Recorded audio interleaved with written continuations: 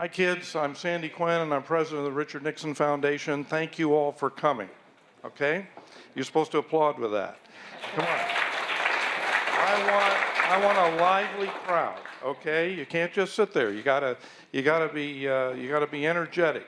I want to thank all the parents for coming.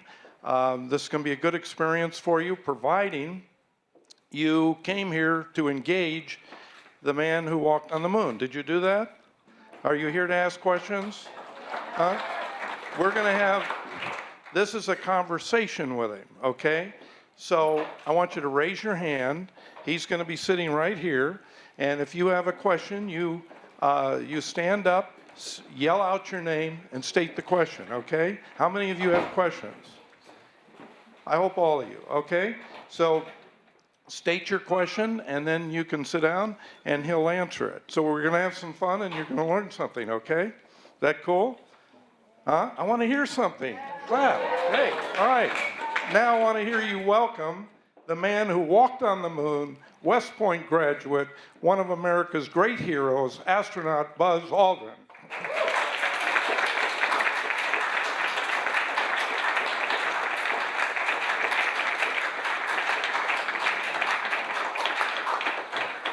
Well, what do you think? Are you disappointed he doesn't have a spacesuit on? Huh? Well, you didn't wear them, so why should he? Okay? Who has the first question? Okay? You stand up, state your name, and yell out the question so he can hear it, okay? What inspired you to be an astronaut?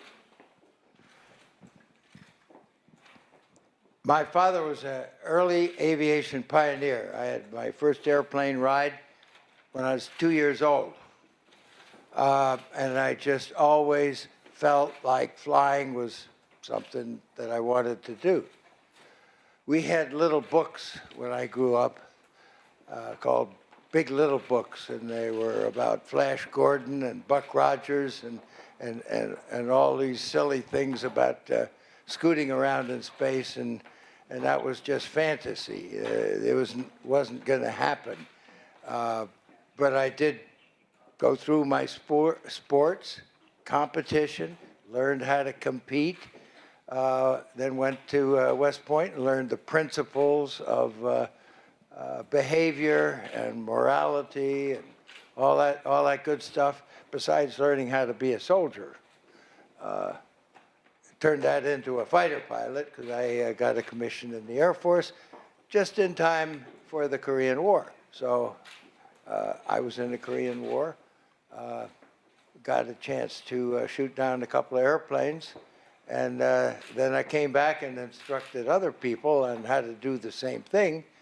I had a nice assignment to go to the Air Force Academy when it first opened up as an aide to the Dean of Faculty.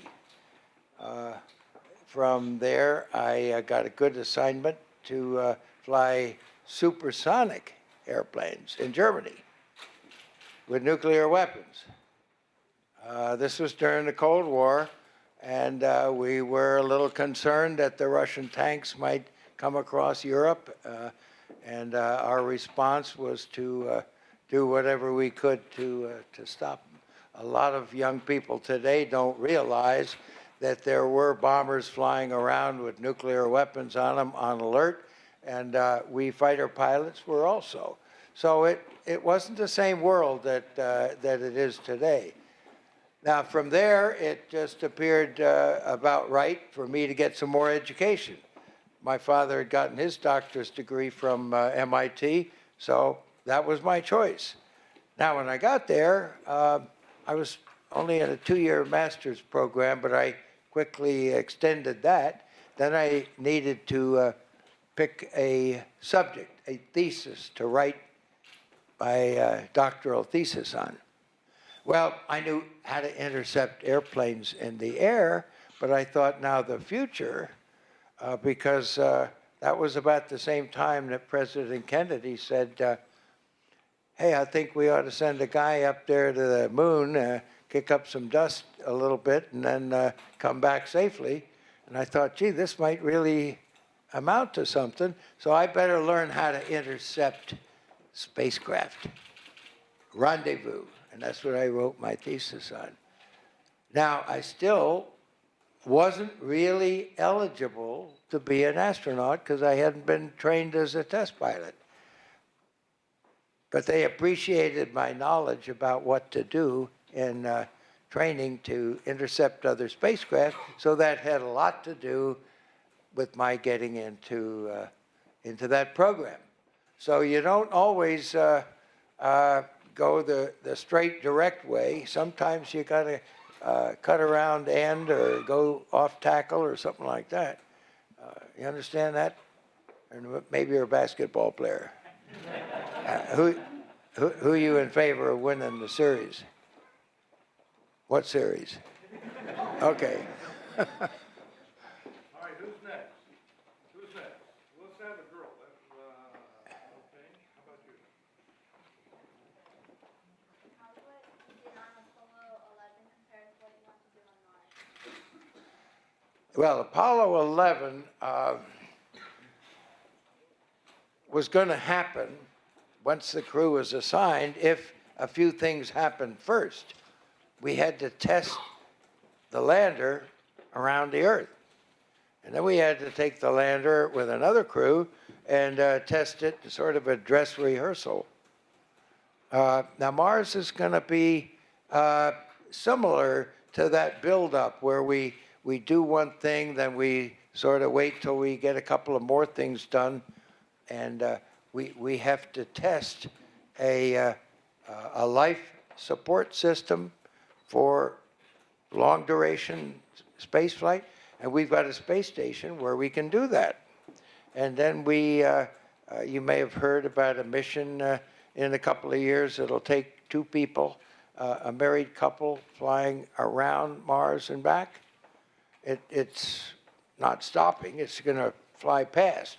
But that will be a big boost to the people that I'm associated with that feel that we really don't need to go back to the moon with our astronauts now and maybe compete with the Chinese. That's a no-win situation.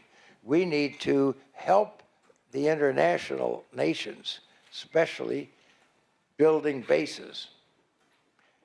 They can put things down, and we'll put them together and make sure they connect and operate. And how are we going to learn how to do that? In Hawaii, the big island of Hawaii. We're going to practice those things where we can make mistakes and then fix them and make sure that everything works. Then we'll do it on the moon with objects that belong to international partners who have landed. Now, once we know how to do that, then we will feel a lot more confident about doing that same thing on the surface of Mars from the two moons of Mars. Now we have to build up the capability of our spacecraft to be able to go past the moon and even maybe intermediate distances to test the spacecraft, not to just look and do something important at an asteroid, but we're there to test the spacecraft. Now that's where a lot of people got all concerned about what's the point in sending a human mission to an asteroid? Well, they don't realize it's not for the asteroid, it's to test the spacecraft. We always test things further and further into the achievement of the mission. And eventually we'll get to the moon of Mars and build a base on the surface. Then I happen to have a clever idea. I guess it's about 25 years ago of sending a spacecraft from Earth and having it swing by Mars and come back to Earth in just the right conditions so that it can keep doing that. It's called a cycler. And that kind of a principle means you don't have to start and stop and start and stop and use a lot of fuel. So that is the technique that has been further refined at universities so that we can conveniently and sustainability and in a kind of every couple of years, we can dispatch people from Earth to Mars. We can't do it every week or every month because Earth and Mars aren't in the right position. Earth makes 2 revolutions, Mars makes 1, and it catches up again. So it's ready to transfer one to the other. Who wants to go to Mars? Who wants to go with us? Okay? Okay. Now, who's got the next one? Who's got the next one? You ready? Okay. How come all of you have on white shirts and neckties and stuff? What's that? Coincidence. Okay, you're on. State your name and yell out the question. Did you ever think you'd be going to the moon when you were young? Not at all. Not at all. That was pure fantasy. But it's not fantasy when he asked if you wanted to go to Mars anymore, is it? No, because we're thinking ahead. We're planning to be able to do things like that. And I hope we do, instead of repeating what we did 40 years ago and sending astronauts back to the moon again. We can do many other more significant things much cheaper. And we need to do things very economically now in these financially kind of restricted times. Mars is the question. You have one, okay? State your name. My name is Andrew, and my question is, what is the purpose of building a permanent base on Mars besides scientific endeavor? Beside what? Besides scientific endeavor. Oh. Well, beside science, we want people there to be able to supervise the robots going out and doing things and occasionally going out themselves. And then when they bring back things to look at them right there, the time it takes to send a signal out and get it back as to what something is happening is a very important. And if it takes 4 minutes to communicate from the Earth to Mars, you tell it to do something, then it's going to do it. And you're not going to know about it until 8 minutes later. Well, it's fallen off the cliff by that time. So what you have to do is be very careful. And what has taken 5 years for rovers to accomplish on Mars could have been done in 1 week. That's what the guy who's in charge of that program said. If we had human intelligence controlling something directly from orbit around the moon down to the surface, or at a distance away from the moon, not on the surface, but much closer to the moon than the Earth is, where we could send a signal and then watch what happens. It's very important to control robots in a very short time out and back. Yeah, good stuff. How about you? Your name and school, okay? My name is Cole Morales. I go to John S. Malcolm. And how did you get picked to go to the moon? The best answer for that is being in the right place at the right time. And then when I wasn't, I kind of manipulated things so they got changed. As I said a minute ago, I didn't get trained as a test pilot because I really didn't want to be doing that sort of thing.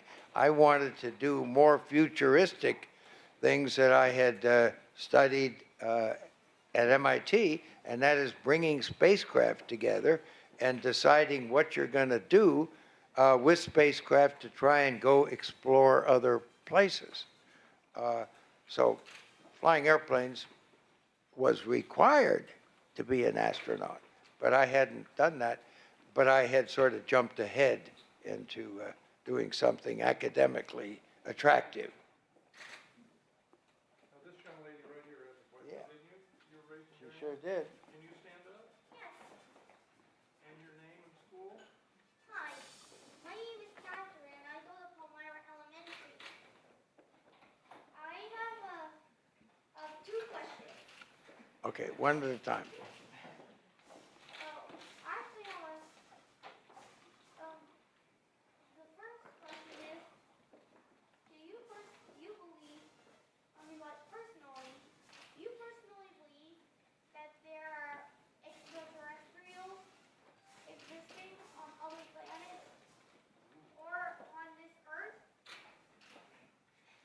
I believe what there is good evidence to support. And so far, there isn't good evidence that supports that anything other than what we normally see around us that's living like human beings. There's no evidence that supports that. Now, with all the billions of galaxies and the billions of stars in the galaxy, the chances are that there are places like the Earth that have conditions that probably would allow, that's probably, it's not a certainty, but we have no evidence to support that. So the chances are quite good. I don't know what quite means, whether it's real good or not at all. They might not look like us at all. All right, you got a second question? Thank you. Actually, I had three questions. No, it's just.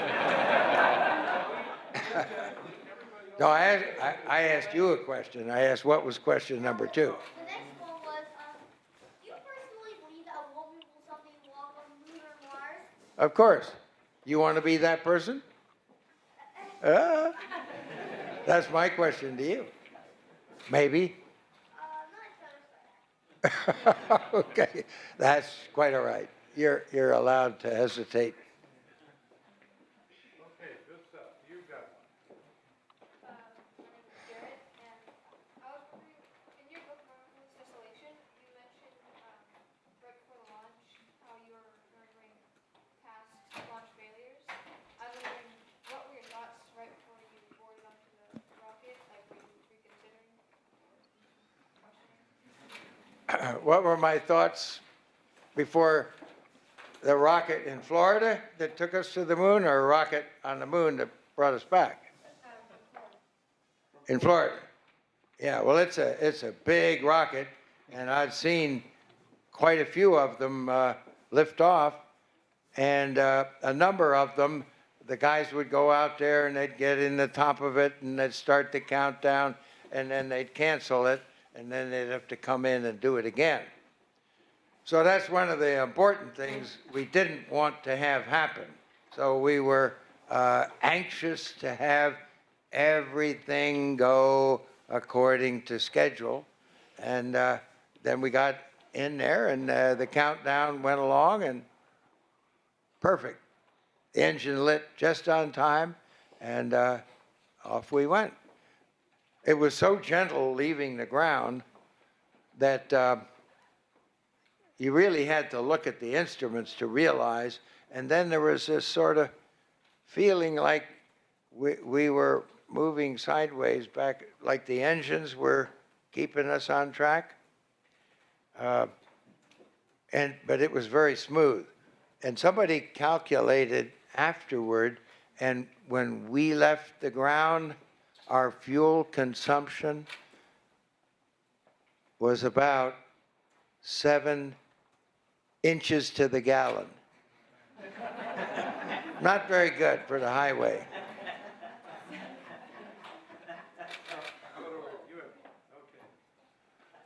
is Lorenette, and I go to Marshall Forster Middle School, and I was wondering, what do you see as the most difficult part about landing on Mars? Have you been reading some books lately? You know that the last Curiosity that we landed was much heavier than any had been before. And the atmosphere of Mars is much thinner than our atmosphere is. So that parachutes may do a good job here in slowing down for part of it, but they aren't that good at Mars. They have to be much, much bigger. So landing heavy objects, like objects that have people in them, is going to be much more of a challenge there than it is here on Earth, with the atmosphere to slow you down. Now, on the moon, you don't have any atmosphere, so you use rocket power all the way to slow down from roughly 3,000 miles an hour in orbit. You start slowing down. Now, if the engine quits, you're going to hit the ground. You got to have the engine, because parachutes won't do you any good on the moon, and probably not on Mars, because they'd have to be so big because the air is so thin. So it is a problem of balancing the heat shield to slow you down, some other object that you could deploy that might slow you down, and then a parachute. And most likely you're going to have to use rocket power to make the final touchdown. But it's not easy.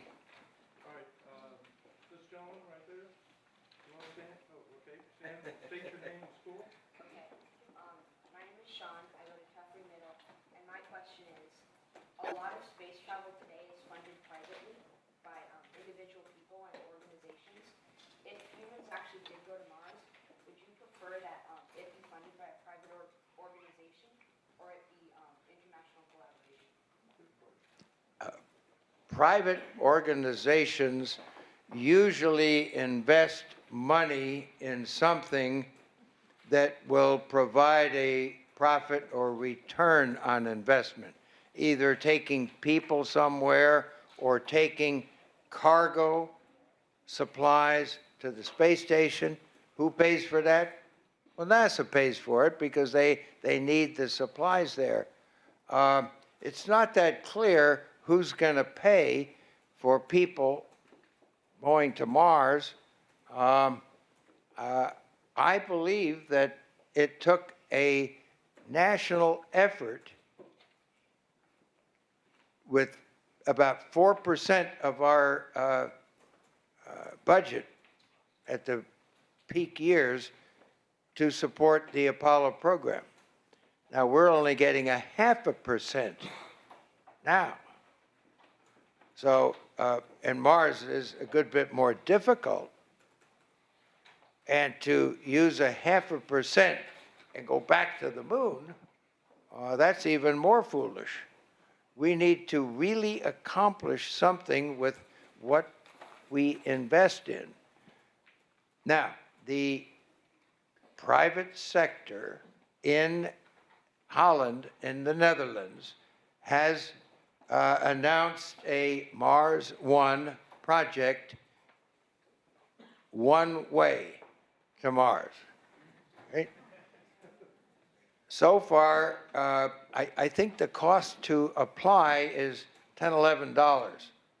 But they've got 78,000 people have applied one way. That's surprising to me, because I don't think the Netherlands has the capability of putting together the rockets and all the rest of it. I think they're out to make money. But at least that many people believe that there might be a chance.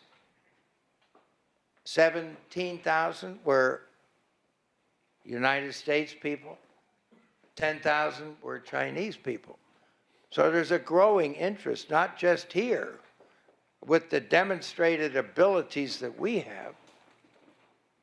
Right now, the Russians are charging us $70 million to take each astronaut to the space station because we can't do it. Actually, to be blunt with you, we screwed up a couple of times in the past. That's why we don't have a shuttle and we don't have a replacement. And now the Chinese just put 3 people into space today.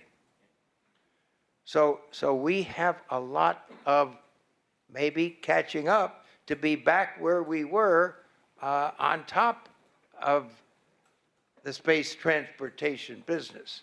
I don't think you want to grow up and see the United States second, third, or so in the world. When I grew up, we were first in most things, and we saved the world from a couple of world wars, and we won the Cold War. I don't think we want to be second or third in much of anything. And it's going to be up to our education system to inspire people to get involved in the things that will put us back up there on top. And that's not necessarily video games and watching television. That's the lesson. You hear that? Okay, write that down. Go discuss it with your parents over dinner tonight. I want to end it on a high note. I know you have more questions, but I have a surprise for you. Okay? So we're going to end it now, and then I'll tell you what the surprise is. But I want you to thank Dr. Aldrin